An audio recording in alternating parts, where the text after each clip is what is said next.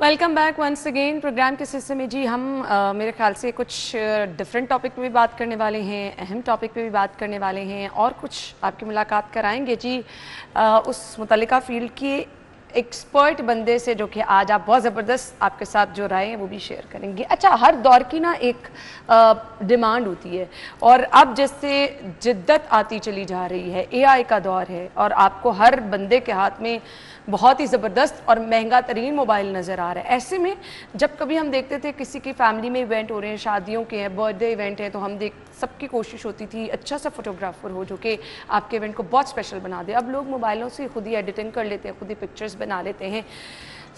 वो फोटोग्राफर जो कि इतनी मेहनत करके इस फील्ड में पहुँचे, उनके लिए क्या ये चैलेंजिंग है या फिर जो हम एक्चुअली बात कर रहे हैं, जो लोग सीख के इस फील्ड में आते हैं उनका काम अलहदा से होता है। अब एआई से आप जहाँ कहीं बैठे हैं, आप जैसी पिक्चर अपनी बनाना चाह रहे हैं आप बना सकते हैं, जिस किसी माहौल में जाना चाह रहे हैं आप जा सकते हैं। बट जिस तस्वीर की मैं बात कर रही हूँ वो तस्वीर बड़ी अच्छी और खूबसूरत होती थी, वो बहुत कहानी, एक तस्वीर में कहते हैं ना पूरी कहानी होती थी। अब कहानी कम और तो एक आर्टिफिशियल लुक ज़्यादा है। आप असल जो तस्वीर है वो कहीं और रह जाती है, फीचर्स भी बदल जाते हैं, एनवायरनमेंट भी बदल जाता है। तो मुझे लगता है वो थोड़ा सा ना हमने जल्दबाजी और जिद्दत के नाम पर ज़्यादती भी करती है। हम राय भी जान लेंगे कि मैं शायद, ये तो मेरी अपनी राय थी।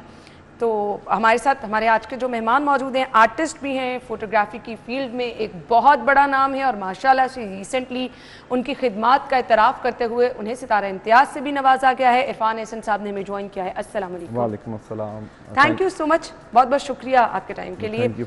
इससे पहले कि अभी हम दौरे हाजिर की तरफ आएँ, जिद्दत की तरफ आएँ, कुछ आपकी जर्नी के बारे में जानना चाहूँगी। कब और कैसे स्टार्ट किया?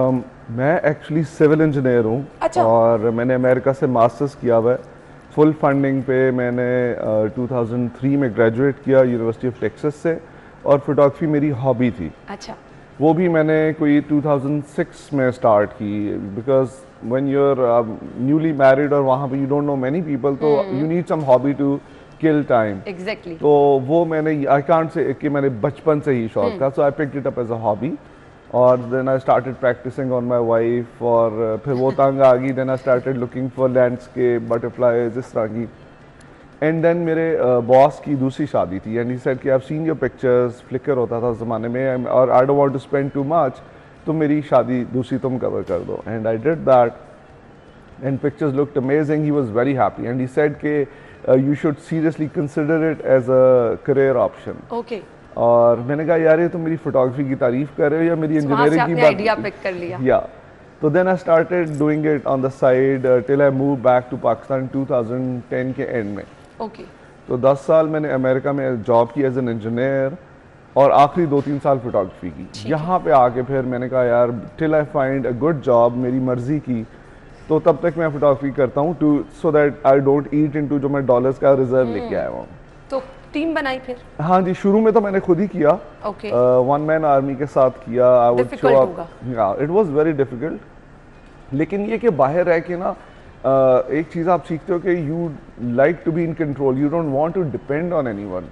यहाँ के वर्क एथिक्स भी ऐसे हैं, लोगों की पंक्चुअलिटी भी नहीं है। एग्जैक्टली। तो शुरू में तो मैंने जब तक हैंडल कर सकता था अकेले तो कभी ये फील नहीं हुआ कि अच्छा मैं पढ़ा क्या, मेरी फील्ड क्या थी और मैं कहाँ गया? अब बहुत दफ़ा हुआ, बल्कि सो मच सो के मेरी मॉम ने बोला कि हमने मुंडा इंजीनियर बना के अमेरिका भेजा है, वो फोटोग्राफर बन के वापस आ गया है।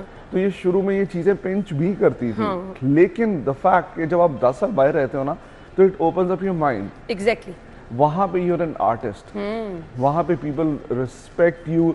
ऐसे टाइम्स थे कि ब्राइड ग्रूम के पेरेंट्स मुझे उन्होंने आके कहा कि please come sit with us, thank you so much for taking time out to cover our daughter's special day. मैं दिल में सोचता था कि मुझे थाउजेंड्स ऑफ डॉलर्स दे रहे हैं और इतनी तारीफ इज्जत, इनका दिमाग सही है क्या है? यहाँ पे आके it was very different. It was considered a blue collar job. अब तो जरा एक ट्रेंड बन गया है, it's the in thing now and people give me credit for that which I I'm really proud of। लेकिन यस तो वो मैंने कहा मैं मेहनत कर रहा हूँ, I am doing what I love and इसमें मैं अगर देखें एक इंजीनियर भी सर्विस दे रहा है, एक डॉक्टर भी सर्विस प्रोवाइडर है और फोटोग्राफर भी service, even laundry guy is also service provider. और मेहनत में अजमत हमारे मजहब में है, लेकिन उसको जो प्रचार और उसको एक्सेप्ट बाहर के लोग करते हैं। बिल्कुल ऐसे ही है, बिल्कुल ऐसे ही है। सो स्ट्रगल कितनी करनी पड़ी? स्ट्रगल तो देखिए ज़िंदगी में हर चीज़ में अगर आपने किसी मुकाम पे पहुंचना है ना, आपको स्ट्रगल करनी पड़ती है, और उसके लिए I have to work really really hard. हमारी social cost is very high, because जब वीकेंड पे इवेंट्स होते थे, मेरी फैमिली फ्री होती थी, बच्चे फ्री होते थे, दे नीडेड माई टाइम, वो यंग थे, ग्रोइंग थे। मैं कभी इस्लामाबाद होता था, कभी कराची होता था। इवन सो कि मैं मॉम सेट के तुम अमेरिका में तब MSN का ज़माना था, तुम हमारे ज़्यादा करीब थे, यहाँ पे आके तुम एक्सेसिबल ही नहीं रहे हो। तो had to struggle very hard till team बनाई, फिर डेलीगेट किया, put a system in place. Camera पहला कब लिया प्रोफेशनल? वो भी एक्चुअली इंटरेस्टिंग स्टोरी है। वहाँ पे जैसे यहाँ पे OLX है, वहाँ पे क्रेग्सलिस्ट एक डील्स की वेबसाइट है, तो वहाँ पे एक औरत की डिवोर्स हो रही थी, और उसको अपने मियाँ का जो कैमरा था ना, डिवोर्स सेटलमेंट में मिला था, and she wanted to get rid of that. तो वो मैंने कोई आई थिंक $350 का लिया था पहले। सही। सो अभी तक होगा? नहीं, वो तो मैंने फिर आने से पहले वहीं पे डिस्पोज ऑफ कर दिया था। ठीक हो गया। टीम बनाना, टीम को साथ लेके चलना, और फिर आज का नौजवान कहता है यहाँ से काम स्टार्ट किया, यहाँ से ढेरों पैसे भी कमाना शुरू कर दिया। तो ढेरों पैसे आपने एक साथ ही कमाना शुरू कर दिए? नहीं, बिल्कुल ऐसे नहीं है। It takes time. नाम बनाने में, रेट अपना सेट करने में, अपनी रिकग्निशन, ब्रांड रिकग्निशन बनाने में टाइम लगता है। There is no shortcut to success, और अगर है भी ना तो इट्स वेरी शॉर्ट लिव्ड। लोग आते हैं, चले जाते हैं। पिछले 15 साल में मैंने बहुत सारे नाम देखे which came and now nobody knows about them. हम ये है कि हम लंबी रेस के घोड़े कंसीडर आवरसेल्फ, हम शुरू से एक ही पिच है। हाँ, हम टॉप टियर में, आगे पीछे, ऊपर नीचे, वेयर। तो लोगों को साथ लेके चलना, उनको ये समझाना। अब मेरे कई लोग हैं जो छोड़ के चले गए, कहते यार एडिट भी हम कर रहे हैं, इवेंट पे भी हम कर रहे हैं, तो पैसे स्टूडियो क्यों जा रहे हैं, वी शुड डू दैट। और उनमें से कई फिर वापस धक्के खा के वापस आए। तो आपको रियलाइज़ करना पड़ता है कि ब्रांडिंग और एक ट्रेडमार्क बनाने में बहुत मेहनत सही।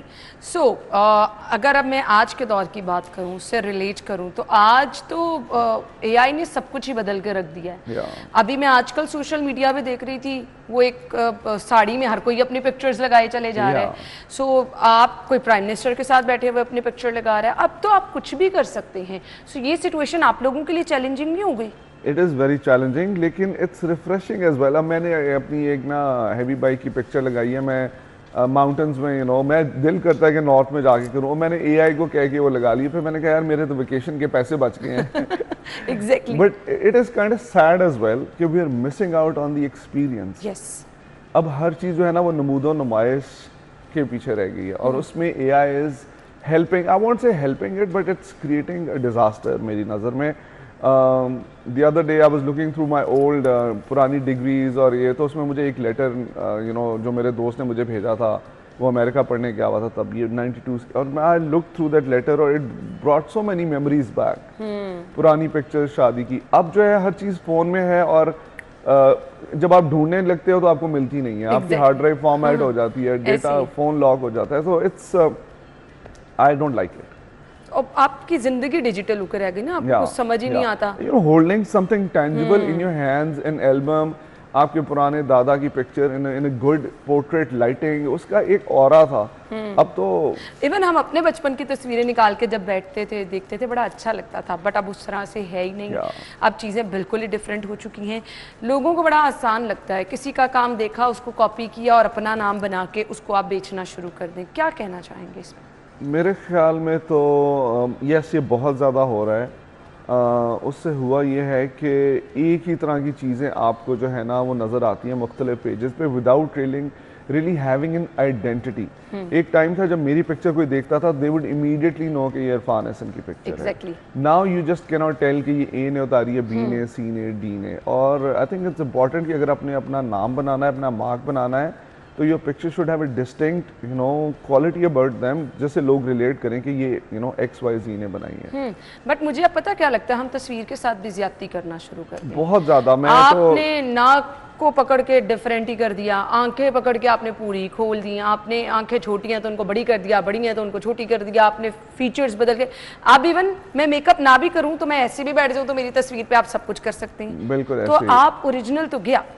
और दिस इज़ एक्सट्रीमली सैड। एक तो ये पहले कि आप जो है ना अल्लाह की दी हुई शक्ल की नाशुक्री कर रहे हैं, बिल्कुल दैट्स योर इनसिक्योरिटी। और फिर उसके बाद ये कि इस फनी इंसिडेंट्स भी हैं कि यू नो ब्राइड तैयार होके मेरे I used to go to salons for parlour shots. जब ब्राइड बुकिंग करने आती थी वो और शक्ल होती थी, पार्लर में जाता था मैं पहचान ही नहीं सकता था। Then I would ask the makeup artist कि इनमें से हिरा कौन सी वाली है जिसकी आज शूट मेरे से है। तो it is I mean there is a saying less is more. You should enhance, you should not change it all together. और आप मैं इस पे ज़ाहिर में कह नहीं सकता, इवन जो पिक्चर्स आप इंस्टाग्राम पे चल रही हैं फिल्टर पे फिल्टर लगे हुए हैं और ओरिजिनल खूबसूरती इनोसेंस ऑफ अ पिक्चर है वो दब के रह जाती है। बिल्कुल ऐसे ही है, आपकी आंखें चेंज हो गई, आपके बालों का रंग चेंज हो गया। सो असल में जो आप होते हैं जब आप कहीं जाते हैं तो लोग आपको पहचान ही नहीं पाते हैं। सो मुझे ये बताइएगा, आप जब कोई एक इवेंट कवर करते हैं, सो किस तरह से आप खुद उसको डील करते हैं? खुद वहाँ पर जाते हैं, डिपेंड करता है किसी इवेंट पे जा रहे हैं, किसी ऑब्वियसली हर जगह पे भी नहीं आप जा सकते हैं, तो सिलेक्शन कैसे होती है? फिर हर काम को देखते भी आप खुद हैं? हाँ जी, इसमें यह है कि वी आस्क द क्लाइंट कि what is the requirement, do they want candid pictures और डू दे वांट पिक्चर्स। बहुत दफ़ा ऐसे हुआ है कि हमने एल्बम बनाई है, ब्राइड ग्रूम चूज करके चले गए हैं और उनकी अम्मी एक दफ़ा यू नो 2-3 दफ़ा ऐसे हुआ, पेरेंट्स रोते हैं आपने क्या कर दिया है। हमने कहा क्या मेरे तो जेठ की पिक्चर ही नहीं है, वो मेरे तो घर में बहुत बड़ा इशू बन गया है। मैंने कहा आपके पेरेंट्स, वो होता है फैमिली के इशू होते हैं। माशाल्लाह से अभी रिसेंटली तमगा इम्तियाज से नवाजा गया, कैसा लगा? कुछ पहले सोचा हुआ था कि ये एजाज मिलेगा? नहीं, I never thought about it, लेकिन ये कि it's sort of culmination, validation कह लें कि एक इंसान जो अपनी पढ़ाई को और सारी लाइफ की ट्रेनिंग को छोड़ के अपने पैशन को फॉलो करे और उसको फिर नेशनल स्टेज के ऊपर अगर रिकग्नाइज किया जाए तो यू नो इससे बढ़ के तो कुछ नहीं हो बिल्कुल बिल्कुल ऐसा ही है। सो इससे एनर्जी भी मिली होगी, बिल्कुल, हौसला भी बड़ी ज़रूरी होती है। जी जी जी बिल्कुल। सो मुझे ये बताइएगा, नौजवान जो कि इस फील्ड में आ रहे हैं, अब उनके लिए चैलेंज बहुत बड़ा है, अब उनको अच्छा काम भी करना है और अब हम वो के ना कि बिल्कुल जो नेचुरल था वो तो अब पीछे कहीं रह गया है। तो नौजवानों को करना क्या है कामयाब होने के लिए? अब क्योंकि जिस तरह से हम देख रहे हैं शादियों के इवेंट्स कवर हो रहे हैं, ब्राइड ग्रूम्स के लहदा से हो रही है, फैमिली के लहदा से शूट हो रहे हैं, बर्थडेज के लहदा से हो रहे हैं, इवन अब लोग छोटे छोटे इवेंट जो उनको अपने स्पेशल बना रहे हैं। सो इस पे हमने फिर अब ये भी देखना है कि क्वालिटी वर्क होना चाहिए, तो क्या करना है नौजवानों को? इस वक्त बहुत ही चैलेंजिंग सिचुएशन है बिकॉज बहुत सारे लोग एक जैसा और अच्छा काम कर रहे हैं, तो उनमें स्टैंड आउट करने के लिए you should have some novelty, कोई ऐसी एक चीज़ होनी चाहिए that sets you apart from that, आपकी पहचान। हाँ, जो आपकी पहचान हो। तो उसमें जितनी इस वक्त राइप एनवायरनमेंट है, I think you should find your niche. आपको जब मैं आया पाकिस्तान तो मुझे पता था कि फैशन में अच्छा काम हो रहा था, मुझे पता था वेडिंग्स में जो है ना बहुत बड़ा वैक्यूम था, सो आई पिक्ड दैट। अभी मेरी नज़र में बेबी फोटोग्राफी में, न्यूबॉर्न फोटोग्राफी में बहुत ज़्यादा वैक्यूम है and there not many people doing it.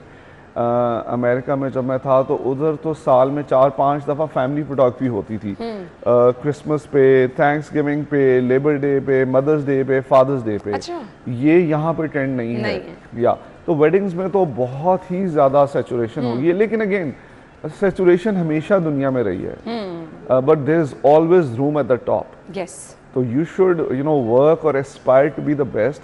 अपनी इक्विपमेंट में इन्वेस्ट करें, अपनी ट्रेनिंग में इन्वेस्ट करें और अपने वर्क एथिक स्ट्रॉन्ग करें, एक टीम और सिस्टम ऐसा बनाएं।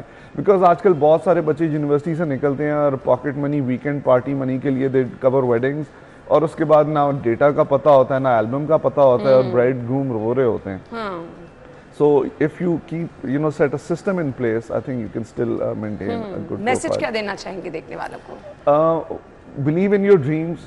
लाख दुनिया आपको कहे नहीं ये तुम नहीं कर पाओगे, you should know you owe it to yourself to be the best version of yourself and you know make sure that your life is a spectacle and you know लोग एंड तक मूवी देखें। और बिल्कुल एक बड़ी मिसाल हमारे पास बैठी है कि आप अगर अपने पैशन को लेके चलते हैं तो फिर आप बड़े कामयाब इंसान बनकर दिखाते हैं। Thank you so much, good luck. इसी तरह से आप हमेशा चाहते रहें, मजीद कामयाबी हासिल करते हैं। बहुत बहुत शुक्रिया आपका। ब्रेक के बाद आपको ज्वाइन करेंगे, stay with us. Welcome back once again. Programme के हिस्से में जी हम आपको सिखाने वाले हैं, बताने वाले हैं योगा से मुताल्लिक। अगर आप चाहते हैं स्ट्रेस, एंग्जाइटी सबको दूर भगाना, क्योंकि आजकल हर दूसरे बंदे का यही जो है वो परेशानी भी है और इशू भी है कि जी स्ट्रेस बहुत ज़्यादा है, एंग्जाइटी बहुत ज़्यादा है। यस, मेरी तरह जिनकी रात को नींद अच्छी तरह से पूरी नहीं होती, सुबह थके थके उठते हैं, दफ्तर भी आना होता है, सो उनको क्या करना है, ये थकावट और फिर आप ना वो फोकस्ड भी नहीं रहते हैं। ऑब्वियसली जब आप सही तरह से सोए नहीं होंगे, जब मैं सुबह इधर बैठ के शो स्टार्ट कर रही होती तो डिफरेंट चीज़ें आपके जेहन में चल रही होती है, थोड़ा फोकस्ड रहना। वो काम जब आप स्टार्ट करते हैं, कोई 10-15 मिनट गुजरते हैं, फिर जाके आप थोड़ा सा होशो हवास में आता है, तो फोकस्ड रहना मेरे ख्याल से योगा से ज़्यादा बेहतर आपको कोई नहीं सिखा सकता जी। आज के हमारी मेहमान जो योगा ट्रेनर हैं जी, फरीहा फैसल, उनके बारे में बताती चलूँ जी। योगा तो वो सिखाती हैं, लेकिन सबसे बड़ी चीज़ ये है कि बहुत बड़ी बड़ी बीमारियाँ जिनमें अक्सर हम जिक्र करते हैं एक लाइलाज बीमारी का जिसे कैंसर कहा जाता है, सो उसका इलाज भी है। वो कैसे है, अपनी मेहमान को वेलकम कहेंगे, उनकी तरफ चलेंगे जी। अस्सलाम वालेकुम। वालेकुम अस्सलाम। कैसी हैं आप? मैं ठीक हूँ, आप अच्छा जी, मैं आपके साथ बैठने वाली हूँ और कुछ चीज़ें मैंने आपसे सीखनी है, बट मैं बड़ा हैरान हुई हूँ। कुछ बीमारियां तो ऐसी लाइलाज हैं कि जिनका इलाज ही नहीं है। जी। और डॉक्टर्स कहते हैं, माहिरीन कहते हैं कि अगर आप इनिशियल स्टेज पे डायग्नोस हो गया कैंसर तो उसका इलाज है, अदरवाइज बहुत मुश्किल है। सो कैसे कैंसर से आपने सरवाइव किया? अच्छा, मेरा ये था कि मेरी जो टाइप थी वो बहुत रेयर टाइप थी, लेकिन स्टेज 2 ही थी। लेकिन ये है कि मैंने पहले तो मेरा ट्रीटमेंट हुआ, बहुत एक्सपेरिमेंटल ट्रीटमेंट था, लेकिन ट्रीटमेंट तो हो जाता है, लेकिन उसके बाद बहुत सारे जो कैंसर होते हैं उसके साथ साइड इफ़ेक्ट्स होते हैं। यस। और इस टाइप की बहुत सारी चीज़ें आपसे जुड़ जाती, फियर भी जुड़ जाता है। तो उसको ओवरकम करते करते फिर मुझे किसी ने कहा जी कि आप एक ये हैप्पीनेस कोर्स हो रहा है वहाँ पे चले जाएं। तो वहाँ पे जी कहते हैं दिमाग से बड़ी चीज़ें कंट्रोल कर सकते हैं। तो शुरू में तो मुझे समझ नहीं आती थी, दिमाग तो अपनी मर्जी करता है। हाँ। लेकिन फिर जब मैंने अपनी ये मेडिटेशन करनी शुरू की तो और मैंने ब्रीदिंग प्रैक्टिसेस करनी शुरू की तो ऑटोमेटिकली मेरा माइंड काम होना शुरू हो गया। तो मैंने कहा मेरे इतने सारे साइड इफ़ेक्ट्स हैं तो मैं इनके बारे में ज़रा मैनिफेस्ट करती हूँ। तो जब मैंने वो अपने माइंड में side effect like what? Side effect बहुत सारे होते हैं। एक तो आपको मतलब जैसे आपको थकावट बहुत ज़्यादा होती है, एनर्जी लेवल्स बहुत लो होते हैं, मूड स्विंग्स होते हैं कुछ लोगों के। मूड स्विंग्स भी होते हैं, ठीक है, वो भी एक कंडीशन है। और इसके अलावा जब इस फाइट में थे तो आप थोड़े से ज़रा ऐसे यूं करके रिजिड से हो जाते हैं कि मुझे बस कि मैं बीमार, अब पता नहीं मेरी लाइफ में क्या होगा, इतनी बड़ी बीमारी आ गई। और उसके बाद और वैसे भी हर एक के डिफरेंट साइड इफेक्ट, जैसे किसी के बाल चले जाते हैं तो वो एक बहुत बड़ा ट्रॉमा होता है, उसको आते आते टाइम लगता है। तो ये वो सारी चीज़ें हैं मिला के। तो बस फिर मैंने इस तरह किया और मेरे बहुत सारे साइड इफ़ेक्ट्स तो जो थे वो सब साइड होना शुरू हो गए। और बस फिर मुझे ऐसा लगा कि अब मेरे एनर्जी लेवल्स बेहतर हो गए हैं। अच्छा, अब मैं सोसाइटी के लिए क्या किया सबसे पहले? सबसे पहले तो ये है कि अपनी फूड खाने पीने को सही किया और फिर इसके अलावा योगा, और योगा को मैंने अपनी पार्ट ऑफ लाइफ बनाया। उसमें मैं सबसे बड़ी एग्जांपल ये है कि मुझे मेरी बैक कमर की रेडिएशन हुई थी, तो उसमें जो डॉक्टर ने कहा था कि आप हैवी वेट्स नहीं उठा सकती और अभी शायद आपका हमें, क्योंकि मुझे उसने बहुत कमर पेन होती थी, उन्होंने मुझे बैक पेन होती थी, तो उन्होंने मुझे कहा कि आपको ना हम स्टीरॉयड लगाएंगे। अच्छा। तो मैंने कहा नहीं, just give me some time. तो मैंने फिर योगा रेगुलर करना शुरू किया और ना मैंने अपनी बैक को ठीक किया। अब मैं तकरीबन 50-60 kg का वेट उठा भी सकती हूँ। माशाल्लाह, ग्रेट। हम यहीं से गुफ्तगू का सिलसिला आगे बढ़ाएंगे, कुछ योगा के टिप्स आपके साथ भी शेयर करेंगे जी। मुझे ब्रेक की तरफ जाना है, ब्रेक के बाद आएंगे। स्टे विद अस।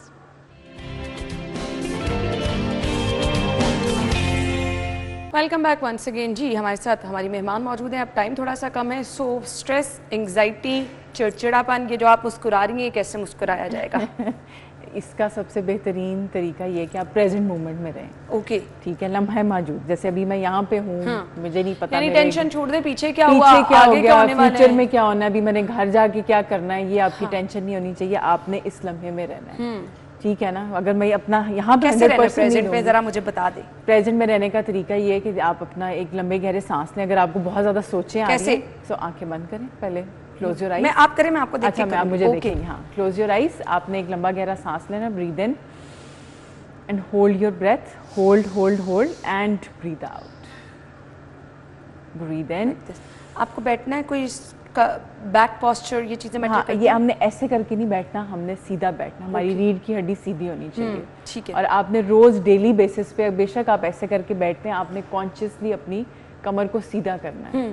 अगर आपने बैठना भी है तो आपने सीधा बैठना है और अपने शोल्डर्स को भी पीछे करना है। ये सबसे इम्पोर्टेंट होता है अपनी स्पाइन को अब आपने देखा होगा कि ये जो योगा के लोगों को कहते हैं कि जी ये बड़े यंग रहते हैं, because you are as young as your spine. तो ये अगर आपकी रीढ़ की हड्डी सीधी होगी तो वो उतनी जवान भी रहेगी और आप यंग भी नजर आएंगे और देर तक जवान नजर आते रहेंगे। सही। इसके साथ ब्रीदिंग एक्सरसाइज के साथ क्या आप अच्छा, ब्रीदिंग एक्सरसाइज आप ये करनी है, आप 3 सेट कर सकते हैं। 10 ब्रेथ लें आप, फिर उसके बाद ब्रेक दें, फिर 10 फिर 10।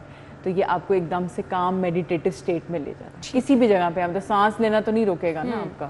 ठीक। तो फिर इसके अलावा आप क्या कर सकते हैं, जब हम स्ट्रेस में होते हैं या हमें कोई एंजाइटी इस टाइप की चीज़ होती है तो हम अपना सारा स्ट्रेस अपने गर्दन में स्टोर करते हैं, शोल्डर्स में करते हैं। तो हम पहले नेक रोटेशन करते हैं। नेक का हमारा रोल इसलिए भी है, एक तो ये इंडिपेंडेंट बॉडी है, मतलब ये अपना इंडिपेंडेंट है, तो मतलब सहारा नहीं है इसके ऊपर कोई ना। तो और दूसरा ये होता है कि नेक जो है, नेक का मसल थोड़ा सेंसिटिव भी होता है और हम हर टाइम मोबाइल यूं करके देख रहे होते हैं, किसी से बात कर रहे हैं, टीवी देख रहे हैं, तो हमारी गर्दन ऐसे होती है। तो उसमें क्या करना है हमने, नेक का हम करते हैं, we have to breathe in और नेक राइट साइड पे, breathe in and breathe out, फिर लेफ्ट साइड पे breathe in and feel the nice stretch. जब आपने आउट करना है तो नेक्स्ट साइड पे आना है? नहीं, दरमियान में आना, सेंटर में आना। Breathe in and breathe out, फिर ब्रीद इन। ठीक है। सो अनफॉर्चुनेटली हम गुफ्तगू का सिलसिला आगे नहीं बढ़ा सकेंगे, बट इंशाल्लाह हम ज़रूर आपको इनवाइट करेंगे, क्योंकि ये मेरे इशू नहीं है।